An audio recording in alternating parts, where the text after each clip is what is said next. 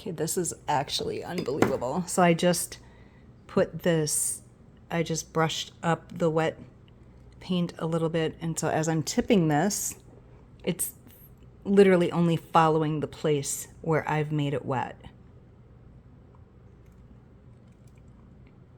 Oh Lord, you're amazing.